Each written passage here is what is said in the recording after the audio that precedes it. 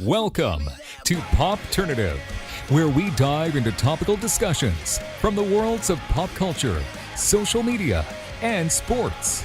Here is your host, Peter Remoliotis, aka PD Beats. PD Beats here from Popternative, speaking to Elisabeth Röhm about Notorious Nick, which is going to be available on DVD and digital August 17th. Thank you for doing this. Welcome to the show. Hi, how are you? Nice to meet you. Nice to meet you. I'm excited to chat with you. I mean, this film, underdog story, so much going on. Simple question, what was it like kind of reading the script, and what was it like working on a project like this? You know, honestly, I do the things that I wish that existed. So this is the kind of movie that I had wished was out there for me. I'm always looking for inspiration. Yep. So I read the script, and Nick Newell's life was so inspiring to me. His mom was so inspiring to me. I'm a single mom myself. And so their relationship really spoke to me. But I also, I think each of us in our own small way or big way are, tackling and trying to overcome our perceived obstacles. Now, in his case, he had real obstacles. He had, physical disability. And, for somebody that has an intellectual disability or physical disability, they really need to be surrounded by love and support. And in this case, he was by his mom, and not everybody is. So we want to make art, and we want to tell stories that inspire others to fulfill their dreams and, and live their best life. And I hope that this film inspires people to go out there and overcome their perceived or real obstacles, which we all have.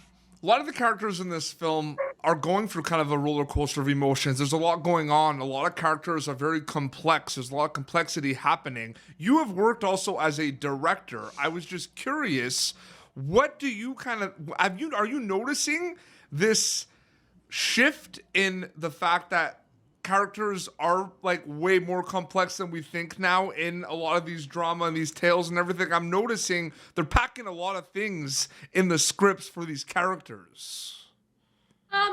I think that great films have always, always been made throughout time.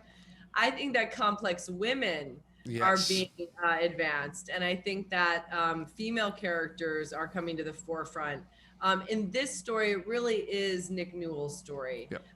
And this is an extraordinary story. I've never known or seen anybody like this, not having an arm, decide that they wanted to be a champion in a sport, except for the fact that I work with Special Olympics, and that is all based upon limitations, and these athletes recognizing that there are no limitations and overcoming their limitations. And so we want to be, I think actually this film really speaks to the time we're in now more than ever, because we want to live in a more inclusive world. We want to live by the Jedi principles: justice, equality, diversity, inclusion. And people with intellectual disabilities or physical disabilities need to be seen as equal. Yep. And therefore given opportunities to compete, to succeed, and to be not ostracized. And so I hope that this film also speaks to that bigger macro topic that has been, very hot these days. Absolutely. To kind of add to that, takeaways and what you hope people get out of it when they watch this film. I mean, obviously an incredibly inspiring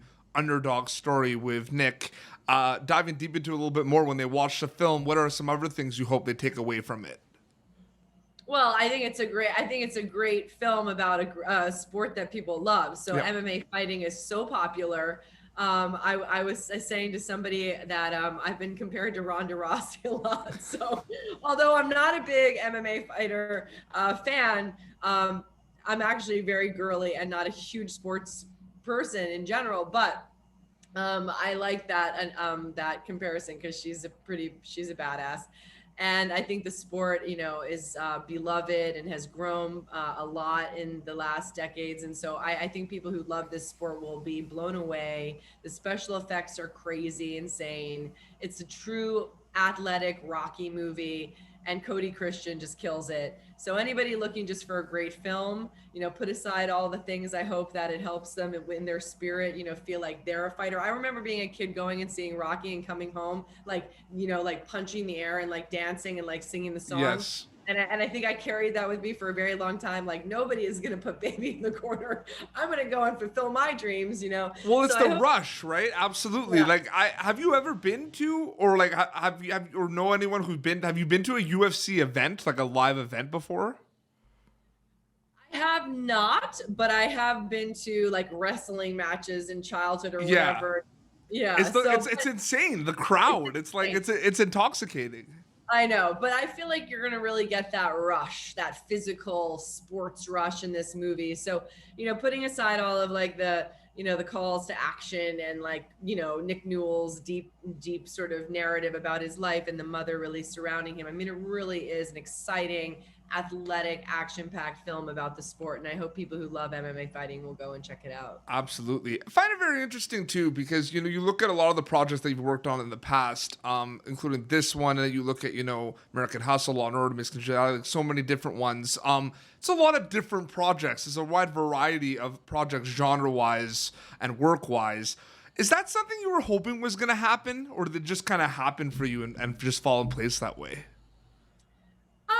I guess I feel like, part of one's journey is preparation and then part is luck.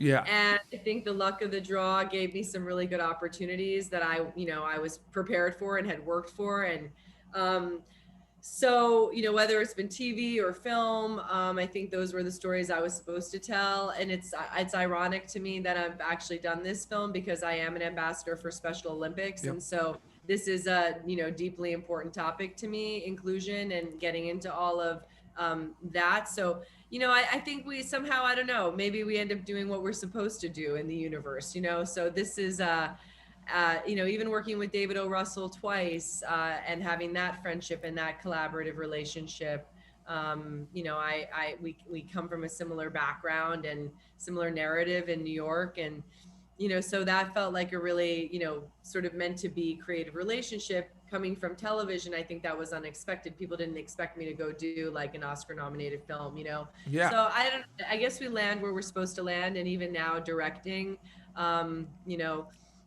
I've always wanted to pursue directing, but it's really taken off for me. And I think, part of that is desire, preparation, and then like the, universe cooperating with you and you getting some good luck thrown in there. Absolutely. With the directing too, I'm just curious, what advice would you have for young upcoming female directors that are looking to get into storytelling? Is there anything you would say to them right now? I would say this is your time. We've never had a time like this, and to really take advantage of the directing programs at the studios and the directing programs through universities and in partnership with studios, Lionsgate, NBC, Stars, all of the networks are really committed to supporting women right now and to really be aggressive and go for it, because it's unprecedented. There's never been a time where females have been given so much support in the film industry. And that said, I want to thank Tanya Lopez always for giving me my first opportunity at Lifetime, and my second one. She gave me Switched Before Birth, which comes out in October. But then, Netflix and all through, you'll see all the studios really surrounding women right now and deeply supporting that story of inclusion and equality. Oh, absolutely, 100%. And does it blow your mind though, the quality of storytelling that's happening? Like the script, I mean, you come across scripts and movies and ideas and trailers. I mean, it just seems like they're saying we're in the golden age of television. I think we're in the golden age of content right now too, Elisabeth. Yeah, absolutely. I mean, first of all, although during COVID, I felt like we all began to run out of like episodes of Outlander to watch. So like, thank God we've gone back to production, and thank God we're making more films and television shows, because I think we were all getting a little tapped out there, sitting at home just addictively at like 8 o'clock being like, well, I guess I'll watch my programs now. Well, I think I rewatched The Office like twice during the pandemic, and there's a lot of seasons, which is I'm sure there was a lot of going back to Law and Order as well. I'm sure that happened. I'm sure. I was digging deep into the archives of comedy and rewatching The Wedding Crashers and things like that. Absolutely. Anytime you work on a project, there's going to be learning experiences. I just want to know, working on this film, Notorious Nick, like, what were some learning experiences for you with this? I mean, you did mention, about the MMA and all that and that world, but what was kind of the experience like working on the film, learning experience wise for you? Really, I don't know that I guess learning about MMA fighting, but really, I mean, not learning, but, sort of recalibrating into another really beautiful collaborative relationship. I mean, the one thing that I love about making movies and TV, it's not like you sit there as a writer and write a script, to get on a set, to make a movie, to have, you have a cinema family, and maybe in a film you have it for a short amount of time, unlike in television, you have it for a long amount of time. But, to really build that intimacy with Cody, to, get to know the other actors in the film and sort of build that world, it's the most beautiful experience. It's captured my attention for decades now. And I mean, I just love being on set and building a story with incredible artists like Cody Christian. Amazing. Elisabeth, thank you so much for coming on Popternative to chat about the film. I really appreciate it. Thank you. Nice to meet you. It was nice to meet you as well. So the film's coming out August 17th. It's going to be available on DVD and digital, so they could be able to check that out. And where can people follow you on social media to keep up to date with everything?